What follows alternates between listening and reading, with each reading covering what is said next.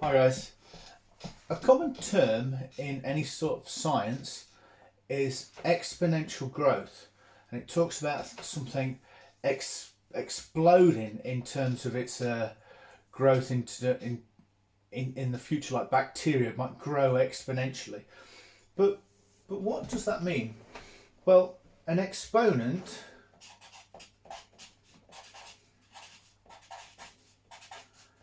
is another name for a power.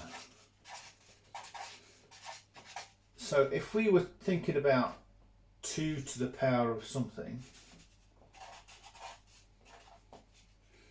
we might draw a table to think about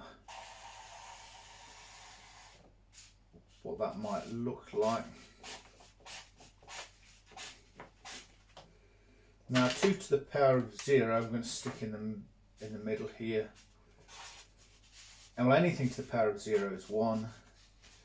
So x, let's look at y equals 2 to the x. 2 to the power of 1 is 2. 2 to the power of 2 is 4. 2 to the power of 3 is 8. And 2 to the power of 4 is 16.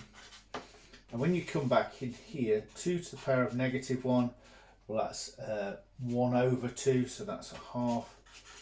2 to the power of negative 2 is 1 over 2 squared, so that's a quarter.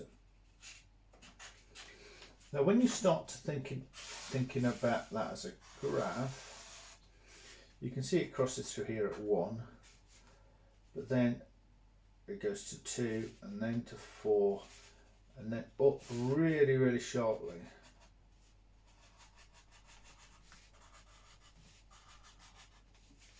But when you come into the negatives, you can see it's coming down to a half and then to a quarter. And then it'd be to an eighth. Now, some things to notice about that's true for all of these exponential graphs. They never get vertical.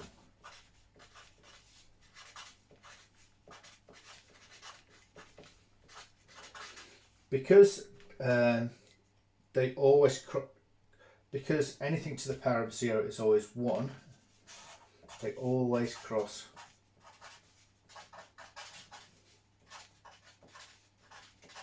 y-axis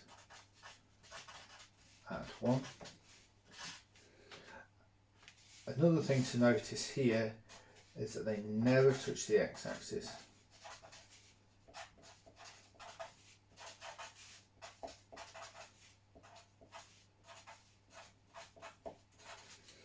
And finally,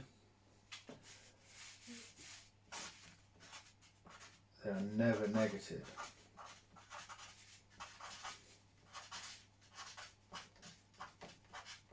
I'm sure you can't think of a situation where you did 3 to the power of something to get a negative number, because when you think, well, okay, if I did by positive numbers, I would go that way, and my negative numbers come this way, or maybe a fraction. Well, 2 to the power of a half is in here somewhere, 1.4.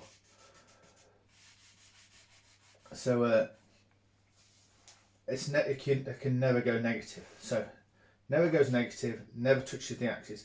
I have known cases where people lose marks, and they lose marks because they have this line touching the x-axis. You've got to be really careful about that. So let's have that as a warning. Never touch. You don't want to lose those easy marks in an exam that could be hard enough as it is anyway. So also, what if the big number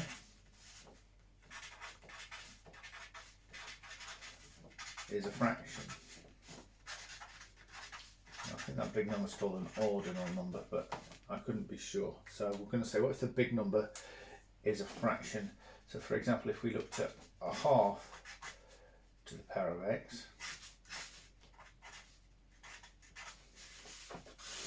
and we thought about it in the table,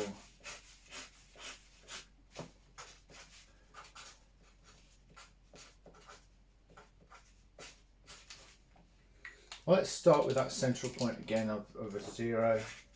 Anything to the power of 0 is 1. Half to the power of 1 is a half. Half squared is a quarter. Cubed is an eighth. Well, that's getting very, very small as well. Now, so let's think about the negative. Half to the negative 1. Well, if I find the reciprocal of a half, that'll give me 2. And half to the negative 2 is the reciprocal of a quarter, which is 4.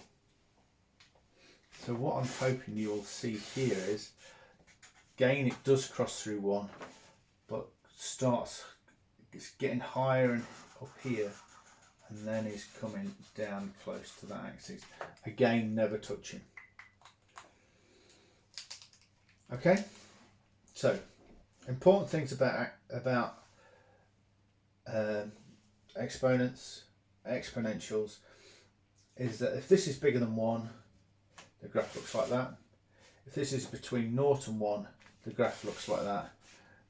We never do negatives here because of the whole idea of taking a negative to a positive number gives you a positive. Negative to an odd number gives you a positive, gives you a negative. Negative to an even number gives you a positive. So, but what comes in between 3 and 4? So you would, it makes a nonsense. It's absolute rubbish. So we would never do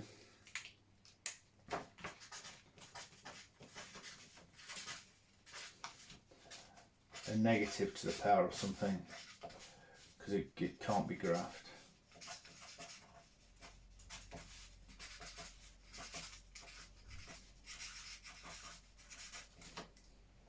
Okay, so bigger than 1 looks like that, between 0 and 1 looks like that.